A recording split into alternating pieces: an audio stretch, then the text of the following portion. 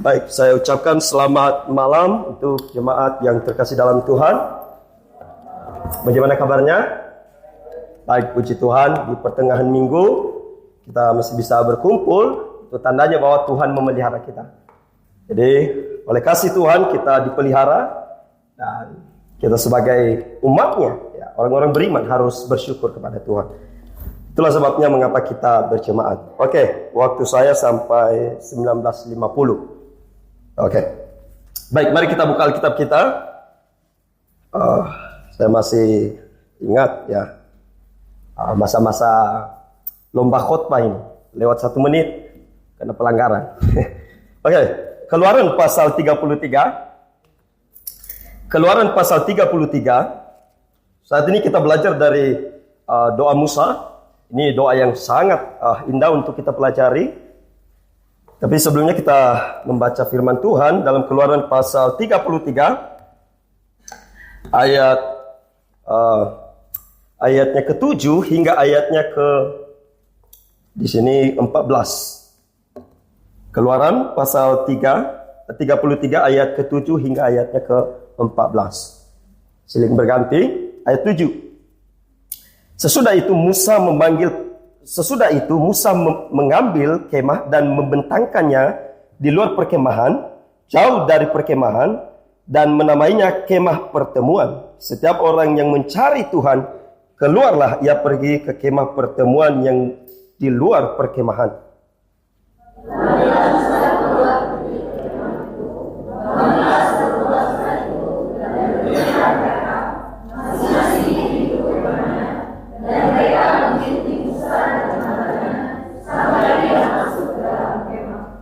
Ayat 9. Apabila Musa masuk ke dalam kemah itu, turunlah tiang awan dan berhenti di pintu kemah, dan berbicaralah Tuhan dengan Musa di sana.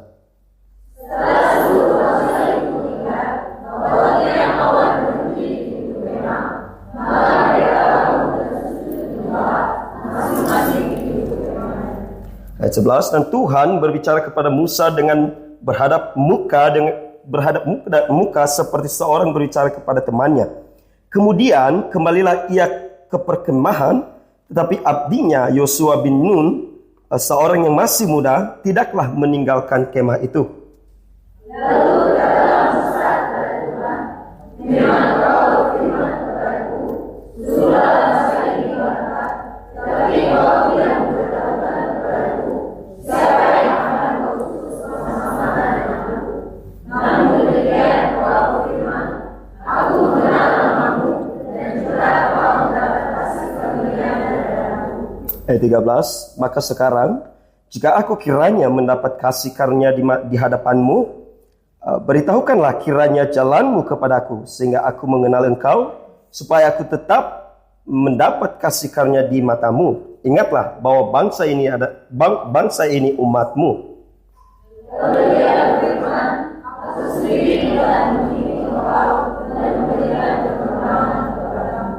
Baik, kita berdoa. Bapa Surgawi, terima kasih Tuhan atas kasih-Mu yang tak berkesudahan dalam hidup kami. Tuhan, malam ini kami jemaat berkumpul untuk mendengarkan firman-Mu. Sekiranya Tuhan saat ini firman yang disampaikan menguatkan iman kami, dan kami terus melayani Engkau dalam hidup ini. Kami berdoa hanya di dalam Yesus Kristus. Amin. Baik, jemaat yang saya kasih dalam Tuhan, tema khotbah saya malam ini adalah betapa indah jam doa. Ya, jadi saya ambil dari judul lagu yang kita nyanyikan tadi. Betapa indah jam doa. Doa tidak bisa lepas dari kehidupan orang percaya. Ya, dan doa adalah senjata yang tidak bisa kita tinggalkan. Doa adalah senjata yang selalu kita bawa dalam hidup. Ya. Kalau dompet bisa ketinggalan, ya kan? Alkitab bisa kita lupakan. Tetapi doa selalu ada dalam diri kita. Maka oleh sebab itu, doa adalah hal penting, hal inti dalam kehidupan kekristenan. Oleh sebab itu kita belajar dari doa Musa pada malam hari ini, saudara. Nah, saudara yang terkasih dalam Tuhan, kitab Keluaran adalah kitab yang sangat hebat. Ya. Ini adalah pewahyuan Tuhan yang sangat luar biasa. Ya, di mana dia menyatakan dirinya melalui kitab Keluaran ini. Satu, melalui mujizat 10 tulah Tuhan nyatakan dirinya kepada orang Mesir. Ya, bahwa dia berkuasa, bahwa dia ada begitu. Dan juga Tuhan memakai apa? Memakai hukum, ya, 10 hukum Taurat diberikan untuk orang Yahudi. Tujuannya apa, saudara? Supaya umatnya mengenal Tuhan, begitu. Dan juga Tuhan memakai peperangan, bangsa Israel menang atas perang. Jehovah Nisi, ya. Jadi Tuhan memakai semua itu, semua mujizat, semua yang Tuhan berikan sebenarnya adalah untuk memperkenalkan diri Tuhan kepada umat manusia, baik untuk orang yang tidak percaya maupun untuk orang yang percaya. Saudara yang terkasih dalam Tuhan, kita sudah baca di dalam Keluaran pasal 33 ayat 7 sampai 14. Ini adalah isi doa Musa, ya, di mana Musa bercakap dengan Tuhan.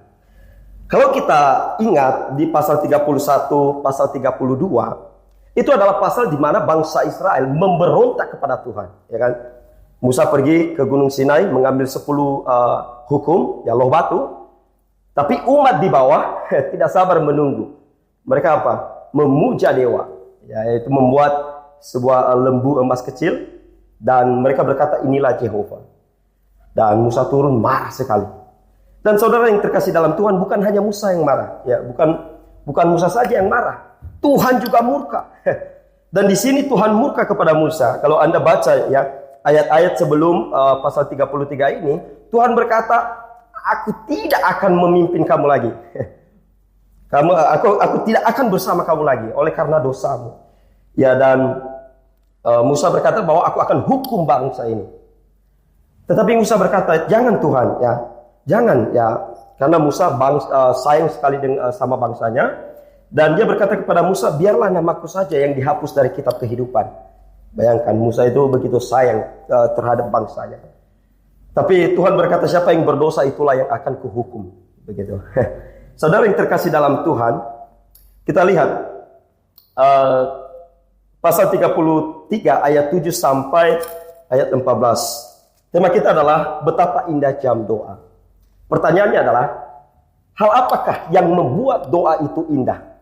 Ya, setiap hari kita berdoa, berjemaat, baca Alkitab, di jalan, di mana-mana, di toilet pun bisa berdoa.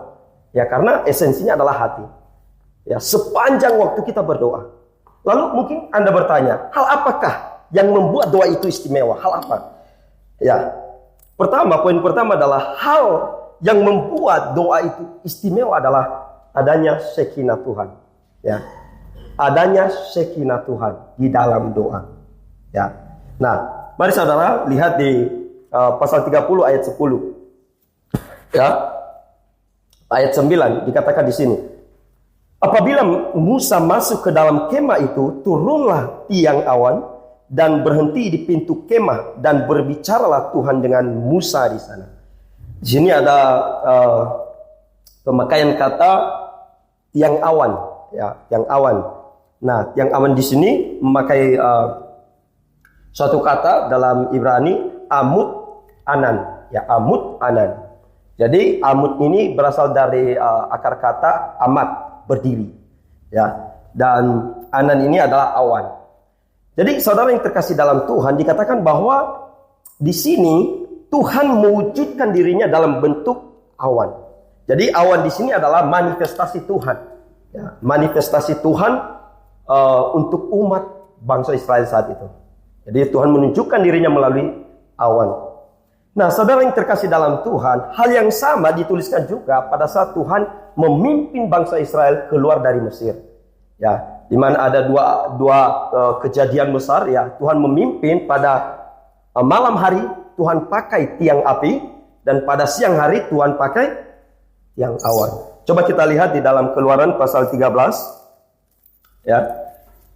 Keluaran pasal 13 ayat 21. Keluaran pasal 13 ayat 21. Tuhan berjalan di depan mereka pada siang hari dalam tiang awan, ya, untuk menuntun mereka di jalan, dan pada waktu malam tiang api untuk menerangi mereka sehingga mereka dapat berjalan siang dan malam. Ya, jadi kata tiang awan di sini sama dengan kata yang dipakai di Keluaran pasal 30 ayat 9 tadi. Nah, saudara yang terkasih dalam Tuhan, mungkin Anda bertanya, Shekinah Tuhan, di mana kata Shekinah Tuhan di sini? Ada, konsepnya ada. Ya, di mana tadi kita tahu bahwa manifestasi Tuhan ditunjukkan melalui awan. Dan ini terus diterangkan, dikonfirmasi di dalam Keluaran pasal 40. Ya, di sini kita dapatkan akar kata Shekinah. Keluaran pasal 40, saudara. Ya. Keluaran pasal 40. Oke. Keluaran pasal 40 ayat 34. Mari kita perhatikan, ini kata yang sangat indah, ayat yang sangat indah. Keluaran pasal 40 ayat 34. Lalu awan itu menutupi kemah pertemuan dan kemuliaan Tuhan memenuhi kemah itu. Ya, ini bisa kita telusuri secara dalam. Pertama, kata awan ini sama dengan kata awan yang di dalam Keluaran pasal 33 ayat 9 tadi, dan juga Keluaran pasal 13 ayat 21. Ya, memakai kata anan. Yang kedua dikatakan di sini dan kemuliaan Tuhan. Ya, dan kemuliaan Tuhan. Nah, kata kemuliaan Tuhan di sini, saudara, memakai kata ini kefod, ya, kefod Jehovah, ya, kefod Jehovah. Ini dari akar kata kafod, ya, kemuliaan. Ya, jadi ada kemuliaan Tuhan, ya, memenuhi kemah itu. Ya, jadi Tuhan dengan kebesarannya, dengan kemuliaannya memenuhi kemah itu dalam manifestasi awan, begitu ya. Dan kata yang indah setelah saya pelajari, saudara, itu adalah kata kemah. Kata kemah ini ternyata indah. Ya, di sini ada kata Shekinah. Lihat, kata kemah suci ini memakai kata hamiskan, ya, hamiskan, ya. Jadi dia memakai kata hamiskan. Nah, ini dari akar kata apa ini? Ini dari akar kata sakan, ya. Sakan, dari sinilah asal usul kata Shekinah. Nah, saudara yang terkasih dalam Tuhan, jadi apa arti ini? Ya? Apa arti sakan? Arti sakan adalah berdiam atau tinggal. Nah, arti Shekinah artinya berdiam atau tinggal. Tuhan berdiam atau tinggal di kemah itu, begitu. Ya. Dan Tuhan mewujudkan dirinya, memanifestasikan dirinya melalui awan, di mana satu awan memenuhi kemah. Ya, dan itu adalah diri Tuhan. Itu adalah kehadiran Tuhan, begitu. Saudara yang terkasih dalam Tuhan, kembali ke dalam Keluaran pasal 33 di sini. Ketika Musa berdoa, Tuhan, ini adalah umatmu. Tuhan berkata, aku tidak akan membawa mereka ke Mesir lagi. Kamu yang bawa mereka. Dan perwakilanku adalah malaikat. Kalau Anda baca nanti, Musa berkata, tidak bisa Tuhan. Tidak bisa, malaikat tidak bisa. Karena begini, Musa itu sangat mengasihi Tuhan, ya, sangat hubungannya dengan Tuhan itu sangat erat. Tuhan menawarkan bahwa malaikat yang memimpin mereka. Musa berkata tidak mau. Ya, saya tidak mau Tuhan. Tapi dia berdoa lagi kepada Tuhan dengan perbincangan. Dia berkata, ini umatmu Tuhan, ya, ini umatmu. Dan kalau kita baca nanti dari ayat 14, Tuhan kembali pulih dalam emosinya, begitu ya istilahnya. Dia kembali sayang umat itu. Dia berkata, oke, aku yang akan memimpin umat itu bersama engkau. Aku yang akan memimpin. Nah, saudara yang terkasih dalam Tuhan, apa yang kita dapatkan di dalam doa? Ketika seseorang berdoa, ya, orang Kristen berdoa kepada Tuhan, apa yang Anda temui? Ya, satu hal yang Anda ingat bahwa ketika Anda berdoa, yang kita temui dalam doa adalah Tuhan. Ya, ada Shekinah Tuhan di dalamnya. Ya. Dan kata Shekinah ini juga muncul di beberapa kitab, saudara. Misalnya 1 Raja-Raja pasal 8, ya. 1 Raja-Raja pasal 8 ayat 10 sampai 12. Ya, ketika bait suci ditabiskan. Ya. Ya, ditabiskan bahwa ini rumah Tuhan, ya. Awan Tuhan, Shekinah Tuhan turun memenuhi bait suci itu. Begitu. Dan juga pernah muncul di misalnya, ya jadi ini Shekinah Tuhan memenuhi kemah itu, saudara. Dan mungkin Anda bertanya bahwa adakah contoh yang real, ya, di mana umat, ya, dan Tuhan berbincang, ya, dalam satu konsep doa. Ada, saudara. Misalnya, coba kita baca di dalam kitab Kejadian, ya, pasal 13. Oke.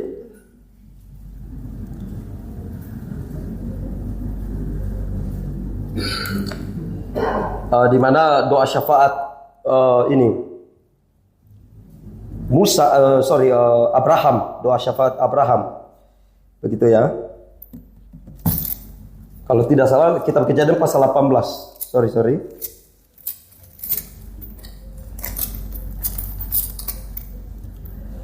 Ya benar. Ya, kitab Kejadian pasal 18 ayat 16 hingga ayatnya ke-33. Ya. Jadi, saudara, dalam doa kita temui Tuhan, ya. Kita dapatkan Tuhan, ya. Kita bersama Tuhan dalam doa. Tuhan hadir di situ. Dan contoh-contohnya apakah ada? Ada, ya. Misalnya dalam kitab Kejadian pasal 18 ayat 16 sampai 33 begitu. Ya, di mana ini adalah doa syafaat Abraham dengan Tuhan, ya. Dan Abraham dengan Tuhan berbincang, saudara. Ya. Dan dikatakan ini adalah doa. Nah, saudara yang terkasih dalam Tuhan, ini adalah di dalam perjanjian lama, masih banyak, ya.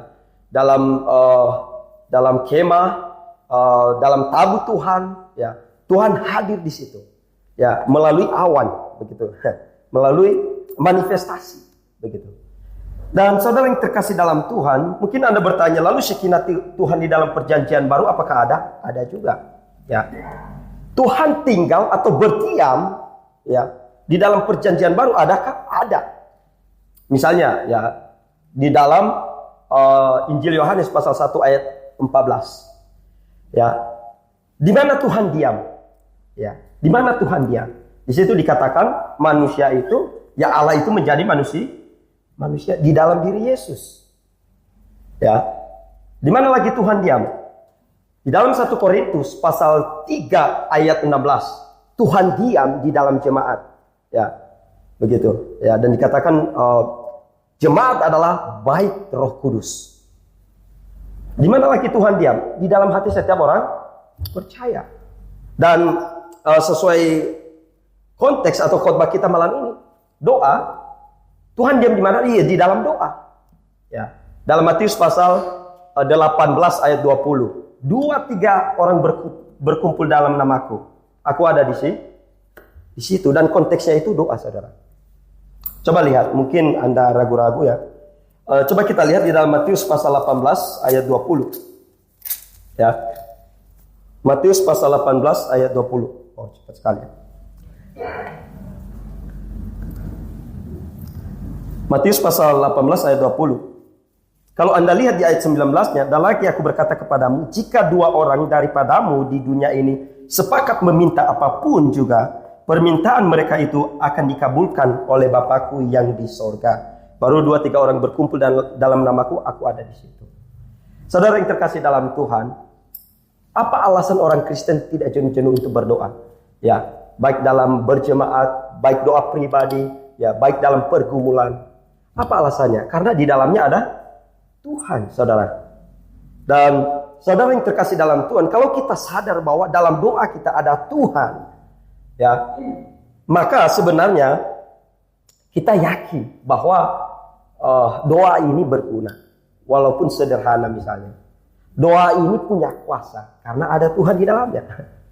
Kalau kita masuk ke poin kedua, tapi singkat karena waktu, di dalam Yakobus pasal 5 ayat 16. Coba lihat Yakobus pasal 5 ayat 16. Ini adalah poin kedua, ya, di mana dalam doa ada Tuhan dan siapa yang boleh berdoa.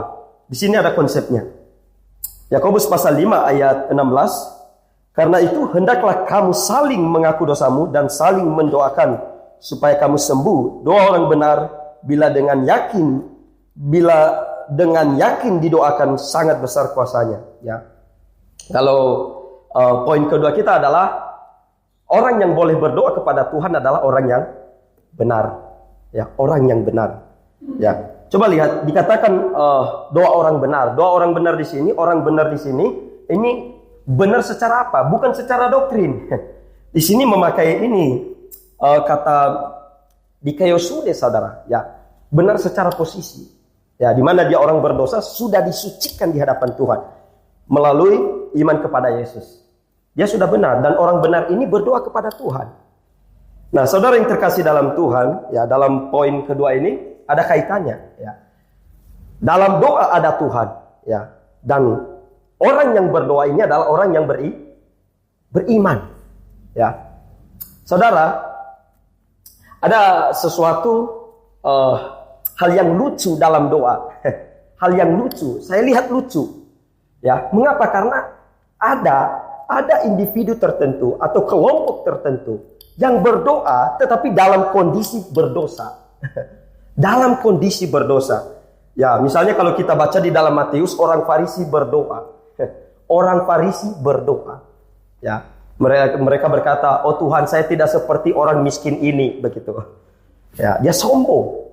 Begitu. Dan dalam dunia nyata, saudara, banyak juga orang yang berdoa, tetapi dia tidak lihat dirinya bahwa dia orang berdosa.